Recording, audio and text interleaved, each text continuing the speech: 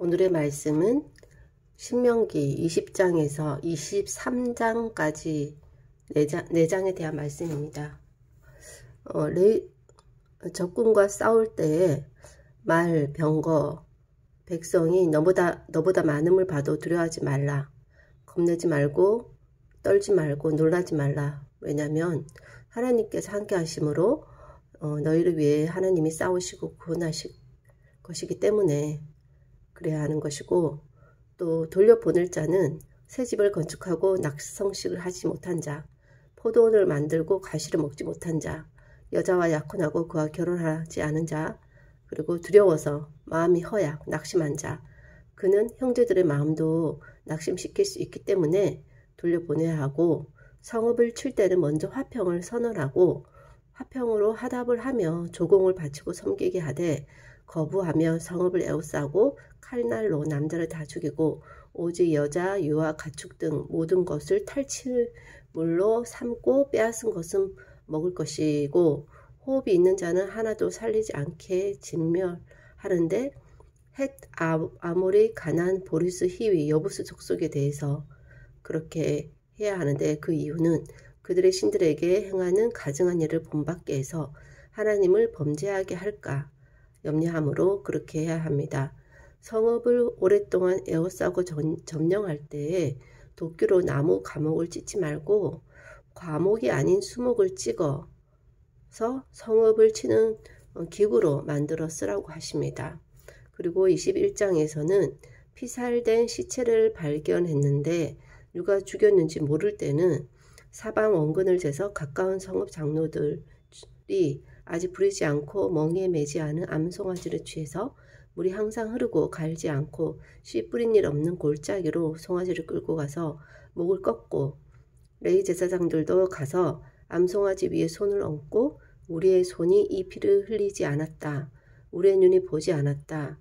하나님 주께서 백성의 죄를 사하시고 무죄한 피를 머물러 두지 마시라. 고 함으로 피 흘린 죄가 사함을 받게 해야 합니다. 무죄한 자의 피 흘린 죄를 제해야 합니다. 적군과 싸울 때 포로 중에 아리따운 여자가 있어서 아내를 삼고자 하면 집으로 데려가서 머리를 밀고 손톱을 베고 의복을 벗고 집에 살며 그 부모를 위해서 한 달을 애곡한 후에 들어가 그의 남편이 되고 그가 내 아내가 되게 합니다. 그 후에 기뻐하지 않으면 그의 마음대로 가게 하고 결코 돈을 받고 팔아서는 안 됩니다. 그를 욕보였은즉 종으로 여겨서는 안 됩니다. 두 아내가 있어서 한 아내는 사랑받고 한 아내는 미움을 받았는데, 둘 다 아들을 낳았을 때는 둘 중에 누구든지 장자가 두 몫을 받아야 하는 것은 그 기력의 시작이고 이것이 장자의 권리인 것입니다. 완악하고 패역한 아들이 순종하지 않으면 성읍 장로들에게 나아가 돌로 쳐 죽여야 합니다. 그러므로 악을 제하고 온 이스라엘이 이를 듣고 두려워해야 합니다. 죽을 죄를 범한 자는 나무에 달고 시체를 밤새도록 두지 말고 그날 장사해서 땅을 더럽히지 말아야 합니다. 왜냐하면 나무에 달린 자는 하나님께 저주를 받았기 때문입니다.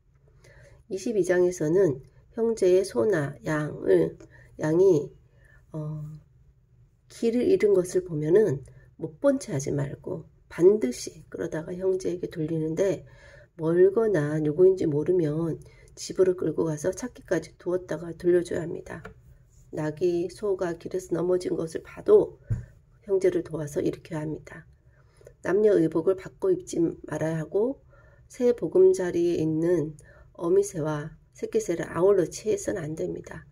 어미새는 놓아주고 새끼만 취할 때 복을 누리고 장수할 수 있습니다. 새 집을 지을 때 지붕에 난간을 만들어 사람이 떨어지지 않도록 해서 그 피가 내 집으로 돌아가지 않게 해야 합니다. 포도원에 두 종자를 섞어 뿌리지 말아야 씨의 열매와 포도원 소산이 다 빼앗기지 않습니다. 소, 나귀를 결의해서 갈지 않아야 될 것이고, 양털, 배, 실로 섞어 짠 것을 입지 말아야 할 것이고, 겉옷을 내기에 술 만든 수를 만들어야 합니다. 아내를 맞이해서 12장을 지금 하고 있는데, 아내를 맞이해서 들어간 후에 미워하여 비방거리를 만들어 누명을 씌웠을 때는 처녀의 인표를 가지고 와서 유명을 씌운 것에 대해서 잡아 때리고 은 100세겔을 벌금으로 내게 하고 평생 버릴 수 없는 아내로 삼아야 하는데, 처녀의 표가 없으면 그 여자를 돌로 쳐 죽이고 창기의 행동을 해서 악행하였기 때문에 악을 제해야 합니다. 이부녀와 동침했으면 남녀 둘 다 죽이고, 처녀인 여자가 약혼 후에 어떤 남자와 동침하면 둘 다 성 안에 있었으면 그것은 같이 악을 행한 것이기 때문에 둘 다 죽여야 되고, 만약에 성 밖에 있어서 남자가 강간했으면 강간한 남자만 죽여야 되고, 약혼을 하지 않고 그렇게 되었으면 은 50세겔을 주고 아내로 삼아 평생 버리지 말아야 합니다. 그의 아버지의 아내를 취하여 아버지의 하체를 드러내지 말아야 합니다. 23장에서는 고한, 음경, 상한 자, 잘린 자는 하나님의 총에 들어오지 말아야 되고, 사생자는 10대까지, 암몬, 모압 사람은 영원히 하나님의 총에 들어오지 말아야 하는데, 암몬, 모압 사람은 애굽에서 나올 때에 영접하지 않고 발람에게 뇌물을 주어 저주하게 하였기 때문입니다. 에돔 사람은 미워하지 말아야 할 것이 내 형제이기 때문이고, 또 애굽 사람도 미워하지 말아야 될 것은 그 땅에서 계기되었기 때문입니다. 이들은 3대 후 자손은 들어올 수 있습니다. 적군을 치러 출진할 때 모든 악한 일을 스스로 삼가야 합니다. 그래서 진영을 거룩히 하고 불결한 것을 하나님이 보지 않았기 때문에 하나님이 떠나지 않습니다. 이 모든 악한 일 중에서는 어떤 몽설을 했을 때는 진영 밖에 있다가 해질 때 목욕을 하고 해진 후에 들어와야 올 수 있고, 또 진영 밖에 변소를 마련해서 땅을 파고 배설물을 덮어야 합니다. 종이 주인을 피해서 도망하였으면 주인에게 돌려주지 말고 성중에 원하는 곳에 거주하고 압제하지 말아야 합니다. 창기나 남창을 허락해서는 안 되고, 그들의 소득은 하나님의 전에 가져오지 말아야 합니다. 하나님께 가정한 것이기 때문입니다. 형제에게는 이자를 받지 않되 타국이 된 게는 이자를 받을 수 있습니다. 하나님께 입으로 언약하는 서원을 한 후에는 갚기를 더디하지 말아야 합니다. 하나님께서 반드시 요구할 것이고 더디하면 그것이 죄가 될 것입니다. 이웃의 포도원에 들어가서 배불리 먹어도 그릇에 담지는 말아야 하고, 이웃의 곡식밭에 들어가서 손으로 이삭을 따도 낯은 대지 말아야 하는 것입니다. 오늘의 하나님의 말씀을 봤을 때는 아주 어떤 면에서는 세세하게 또 합리적인 방법으로 또 하나님의 어떤 긍휼하심이 드러나는 부분도 있고, 상식적인 부분들도 있는 것 같습니다.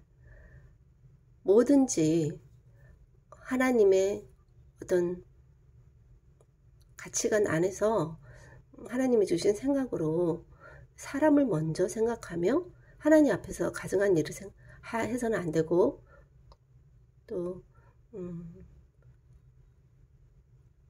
어떤 위치에 따라 긍휼을 입어야 하는 위치에 있는 자에게는 긍휼을 베푸는 그런 여유로움, 넉넉함, 배려를 하면서 하나님의 말씀에 따라 융통성 있게 하되, 반드시 해야 할 것은 반드시 해야 하고, 또 상식적으로 해야 할 부분들에 대해서 인간의 도리를 다하는 그런 내용인 것 같습니다. 하나님, 오늘날에 이 모든 법칙이 적용되지 않는다 할지라도 하나님의 그 마음을 헤아리고 이웃의 어려움을 돌아보며 아무리 원수지간이라도 외면치 않고 도움을 베풀었을 때, 또 내가 그런 상황에 처하지 말란 법이 없지 않겠습니까? 또 때로는 일명씩도 없는 사람에게도 도움을 받을 수 있는 일이 언제든지 일어날 수 있으니, 하나님 무엇보다 하나님께서 먼저 모든 그런 저의 그런 상황에도 저의 어떤 사랑을 받을 수 있을 만한 상황이 아님에도 불구하고 모든 은혜를 베풀어 주신 이미 받은 사랑을 아무리 모르는 사람에게 특히나 원수에게 돌려준다 할지라도 그것보다 더 넉넉하게 하나님이 채워주셨기 때문에 당연히 하나님의 그런 사랑을 입은 자로서 내 사랑이 아닌 하나님의 사랑을 다시 돌려준다 라는 의미로 그렇게 해야 될 것이고, 또 정말 세상 가운데 억울한 일을 당하는 자가 없도록, 그리고 그 가난이 그 사람을 평가하지 않도록, 가난으로 인해서 그 사람의 어떤 자존심을 건드리는 일이 없도록 인간 대 인간으로 늘 대우하는 그런 제가 될 수 있도록, 또 순간마다 이러한 하나님의 법칙들이 생각나서 그렇게 적용함으로 저뿐만 아니라 제 후손도 복을 누리고 또 하나님께 가증한 일을 하지 않도록 늘 주의하여 깨어있는 은혜 삶을 살아갈 수 있도록 도와주시기를 원하옵고 모든 말씀 예수님 이름으로 기도하였습니다. 아멘.